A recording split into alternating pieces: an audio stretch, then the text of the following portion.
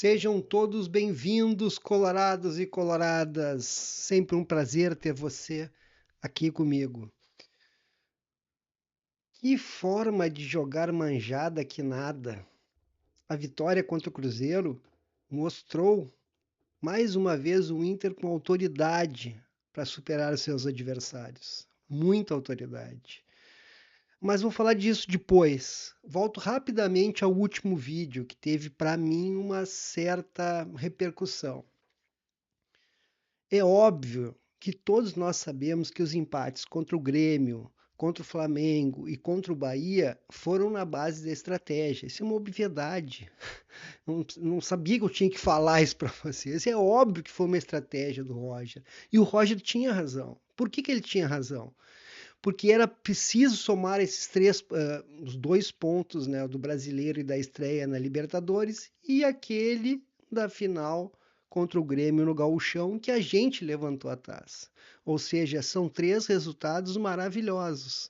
Só que eu queria ver o que ia acontecer depois. O que ia acontecer na sequência.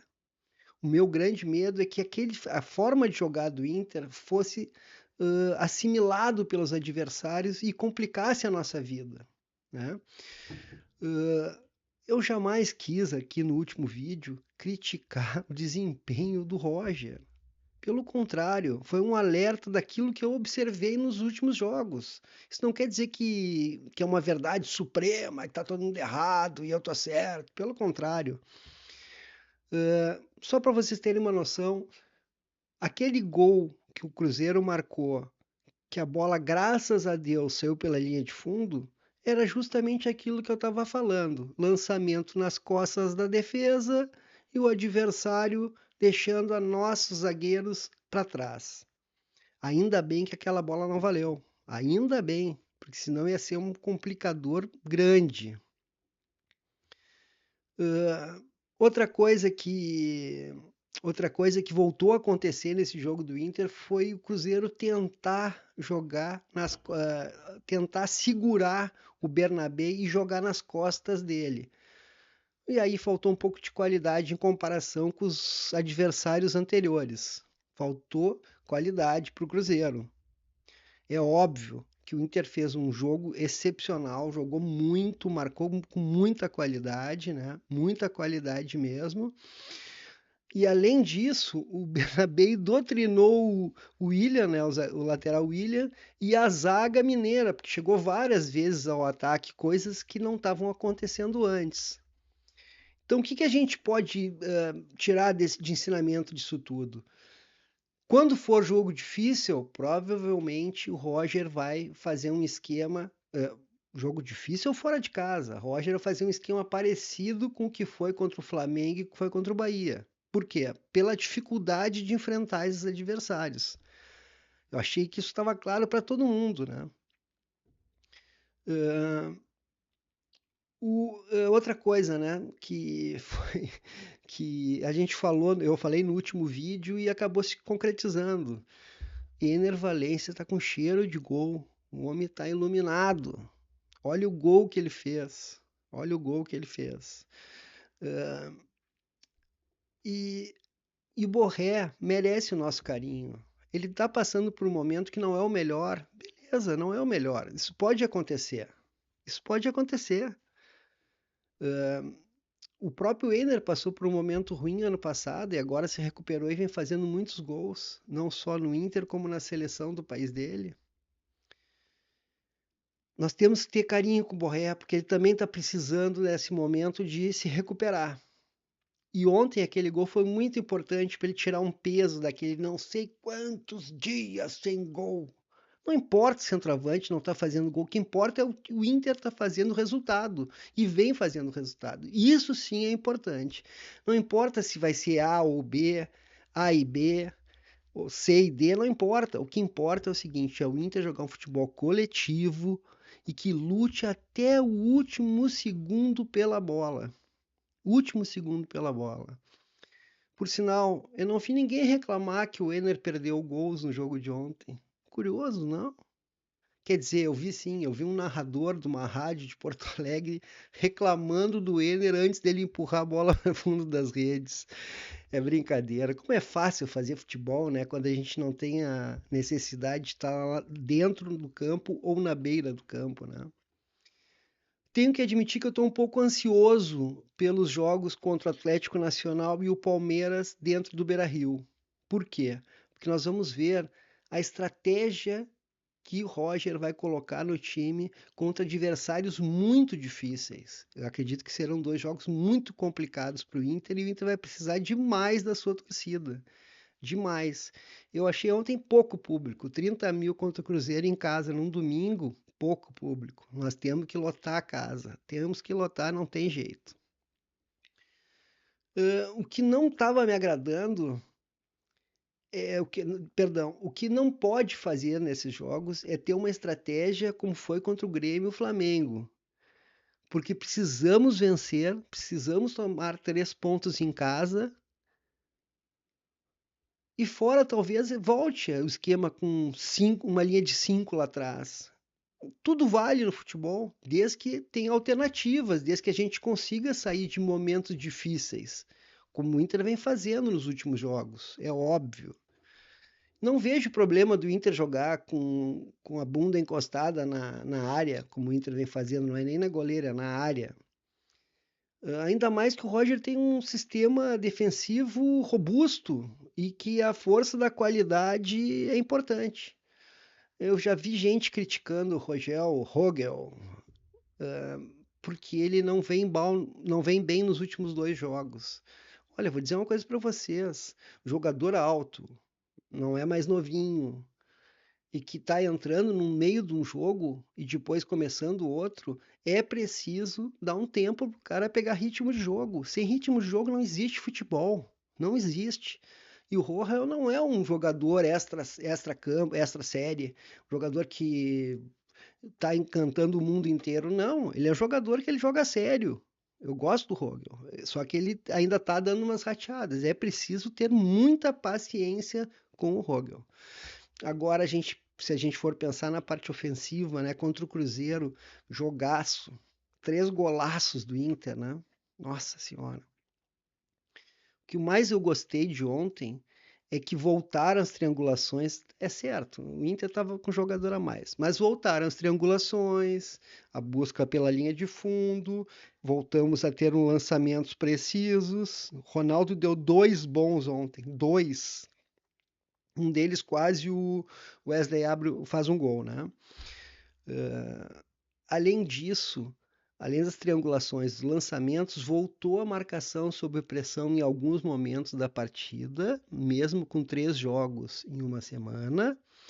E os nossos atacantes voltaram a arrastar os defensores deles, que é fundamental, muito importante. A gente errou alguns gols. Não temos, nós vamos errar gol, nós vamos errar. Só que nós temos que chegar lá e fazer o gol.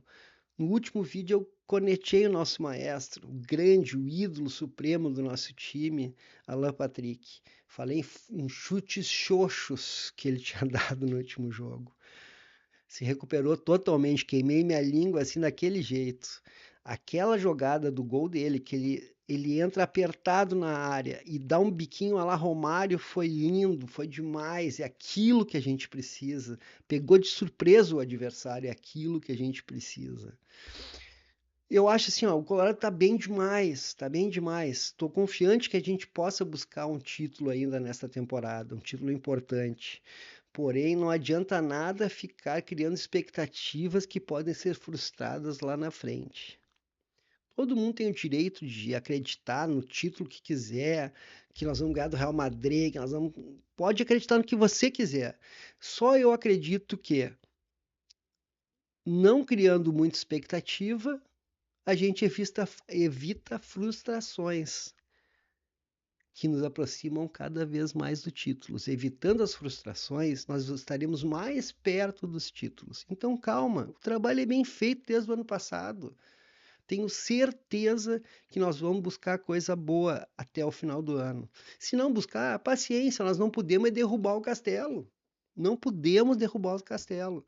Nós temos que manter essa equipe, essa comissão técnica, o tempo que for necessário até a gente conquistar um título. É assim que se faz clubes vencedores, times vencedores. É só olhar para a história do nosso Inter. Em 2006, quando eu trabalhava lá no Beira-Rio, cobrindo o Inter,